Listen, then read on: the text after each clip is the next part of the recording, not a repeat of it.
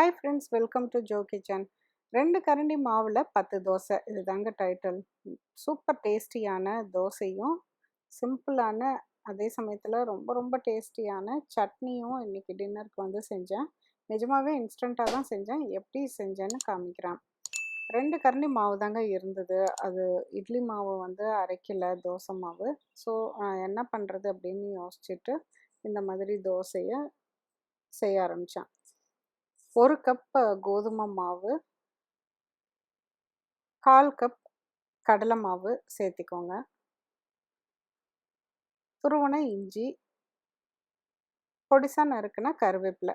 கருவேப்பிலை வந்து கையில் கிள்ளி போட்டிங்கன்னாலும் தோசை ஊற்றுறப்ப நடுவில் நிற்கும்.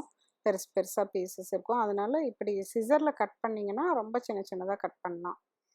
கொஞ்சமாக உப்பு சேர்த்திக்கோங்க.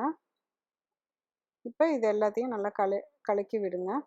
கொஞ்சமாக தண்ணி ஊற்றி கலக்கி விட்டுருங்க. நல்லா அந்த கட்டி இல்லாமல் கலக்கிட்டு அதுக்கப்புறமேலு அதிகமாக தண்ணி சேர்த்து இந்த தோசை மாவு பதத்தை விட இன்னும் கொஞ்சம் தின்னாக இருக்கிற மாதிரி கலக்கிக்கோங்க.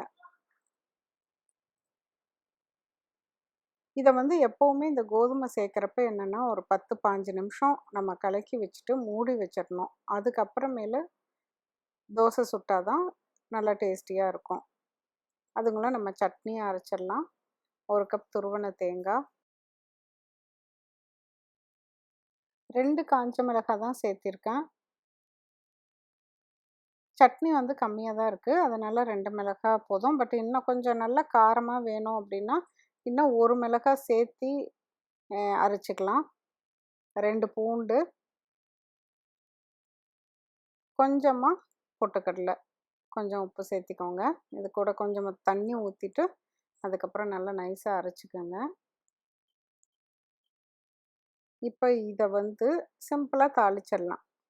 கொஞ்சம் எண்ணெய் ஊற்றி கடுகு, கருவேப்பிலை, அவ்வளோதான்.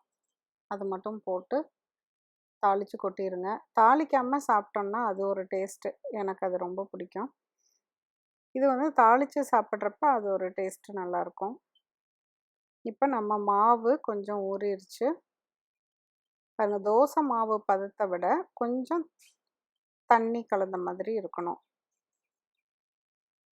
இப்போ கல் வந்து நல்லா காஞ்சிருச்சு.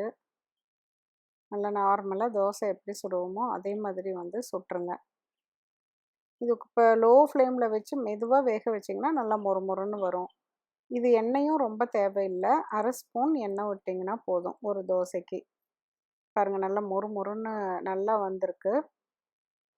திருப்பி போட்டுட்டு உடனே எடுத்துருங்க. ரொம்ப நேரம் வந்து வேக தேவை இருக்காது. நல்லா உடனே சாப்பிட்டோன்னா நல்லா மொறுன்னு இருக்கும். நான் இப்போ வந்து எத்தனை தோசை வருதுன்னு பார்க்குறதுக்காக மொத்தமாக எல்லா தோசையும் சுட்டுட்டு அப்புறம் தான் நாங்கள் ஒன்றா உட்காந்து சாப்பிட்டோம். ஸோ நம்ம எப்போவுமே வச்சுட்டு சாப்பிட்டோம்னா அந்த மொறுப்பு போயிடும்ல, அதனால் பார்க்குறதுக்கு அப்படி இருக்காது. பாருங்கள், நல்ல ப்ரௌன் கலரில் ஆயிரும். டேஸ்ட்டுமே வந்து அந்த இஞ்சியும் கருவேப்பிலையும் சேர்ந்தனால ரொம்ப சூப்பராக இருந்துச்சு. அந்த சட்னி காம்பினேஷன் அதை விட சூப்பராக இருந்தது. அவ்வளோதான், நம்மளோட 10 தோசை ரெடி ஆயிடுச்சு. இந்த மாதிரி நிறைய தோசை வெரைட்டி பார்க்கலாம். மீண்டும் புதிய ரெசிபியோடு உங்களை சீக்கிரம் மீட் பண்ணுறேன். தேங்க்யூ. ப்ளீஸ் சேனலை சப்ஸ்கிரைப் பண்ணுங்கள். பெல் ஐக்கானையும் மறக்காமல் ப்ரெஸ் பண்ணுங்கள்.